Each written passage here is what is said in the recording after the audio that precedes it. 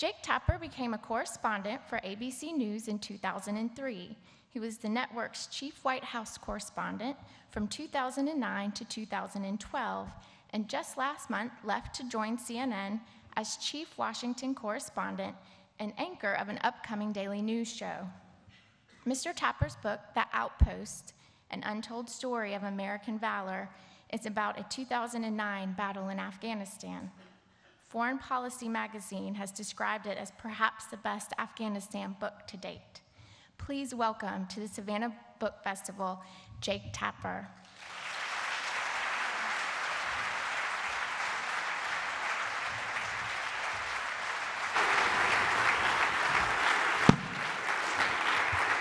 Hi, thanks so much. I know Sergeant Birchfield, who's in the book, and his family are here. Is his wife somewhere? Does she want to stand? I don't see. I just want anybody who is in the book.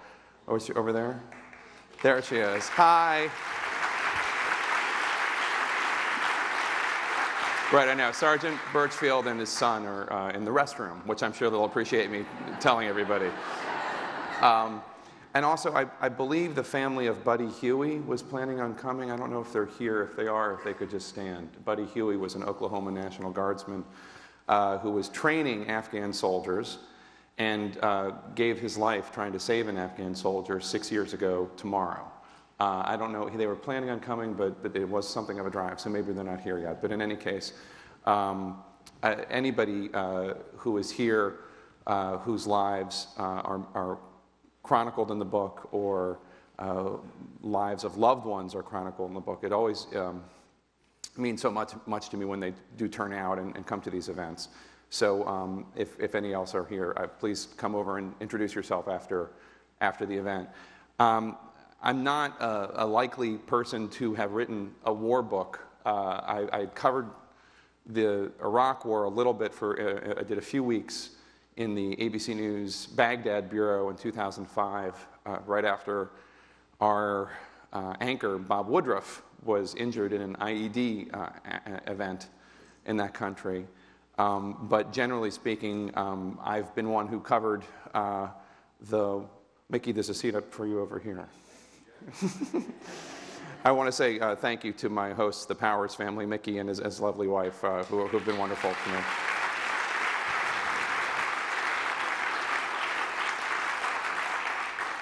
Mickey's late because I lost my iPhone, so we were on a frantic search for it. And he drove me back here and then searched for parking later. So thank you, Mickey. He and his wife have been wonderful hosts. In any case, I'm not a likely book author for a war book. I'm not a likely war correspondent because I did not serve. I have not been embedded for any period longer than a couple weeks. But there was a moment in my life that when you have these moments in your life that change the course of your life, you don't often realize them at the time, but you can look at them and in retrospect think, well, that must have been when my life changed. And it sounds melodramatic, but then you realize, but it really did change. I wrote a 600-page book about Afghanistan, so ultimately that really did have significance to me. For me, that moment was in October 2009.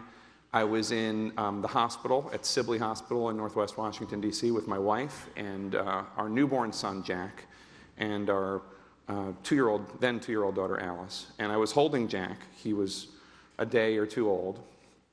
And out of the corner of my eye, I caught a news story on TV. Now, that in itself is not so strange. I can tell you the day when a certain senator from a western state was caught or admitted tapping his toe in a Minneapolis airport bathroom because it happens to be the day of my daughter's birth.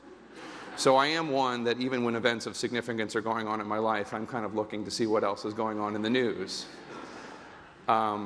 This was much more important and significant than that toe tapping event, although it did not receive nearly as much attention in the media. And that was an outpost in eastern Afghanistan, one that I'd never even heard of, Combat Outpost Keating, that morning had been overrun by Taliban.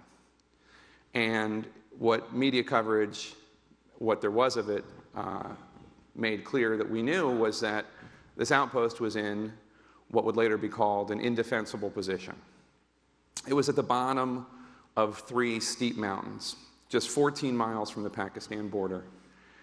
And the moment for me was that I was holding my son, who was hours old, hearing about 8 other sons, 8 brothers of Sergeant Birchfield over here, who were taken from the world as I was receiving my son.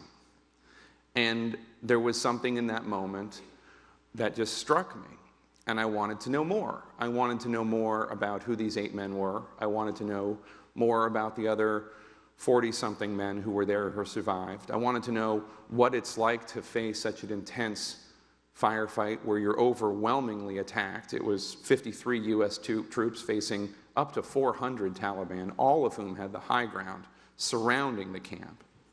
What is it like to face that? What is it like to beat those men, those insurgents back? And then also, the big overriding mystery, why would anybody put an outpost there? And I became a journalist for the reason that a lot of people become a journalist, which is there were things I wanted to read and questions I had that were not being answered and not being written.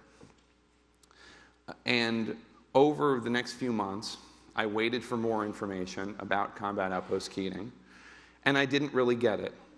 And so I started making phone calls.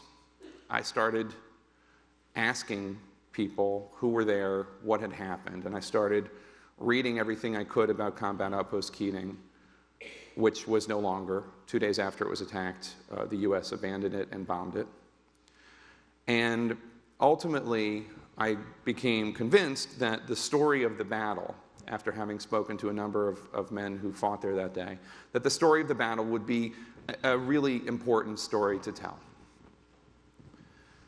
So I got a contract with Little Brown and Company and started writing this book, started talking to the troops that had served there, Sergeant Birchfield and his fellow soldiers with 361 CAV, Black Knight Troop, one of whom you may have heard earlier this week was awarded the Medal of Honor by President Obama, former Staff Sergeant Clint Romachet, one of the many heroes of that battle, whose heroics, I think, are really remarkable, if for no other reason that he is haunted by the men he could not save that day, even though there's nothing more he could have done, and he's definitely saved lives. In any case, I started writing the book, and I heard from a young intelligence officer named Ross Burkoff, who had been a captain, who had helped set up Combat Outpost Keating in 2006. And he demanded, in his friendly way, that we get together for lunch, and we had lunch, and he convinced me that the book should be more than just that one squadron of men in 2009, but we should also talk about why the outpost was there. Because it was set up in 2006 during a period when, believe it or not, the U.S. had not really expanded into eastern Afghanistan. Eastern Afghanistan is one of the most dangerous parts of Afghanistan. Of the 7 Medals of Honor that have been awarded to troops who served in Afghanistan, 5 of the 7 were awarded to troops serving in either Kunar or Nuristan province, these 2 provinces. It's an unbelievably dangerous place. And of those 7 Medals of Honor, I should point out that 3 of them were awarded posthumously. So Ross convinced me that I needed to tell more stories than just the stories from 2009, that there were other stories that needed to be told. And he told me about Lieutenant Colonel Joe Fenty, and he told me about the Oklahoma National Guardsman Buddy Huey, whom I told you about not long ago, and he told me about Jared Monty, one of the Medal of Honor winners that I just referred to, who was a posthumous Medal of Honor awardee, recipient, I should say, never winner, recipient. So Ross convinced me. And then I started hearing from this other guy, Lieutenant Dave Roller, who was with the squadron that took over from Ross Burkoff's squadron, which was 371 CAV. He was from Dave Roller was from 191 Cav. They took over in 2006.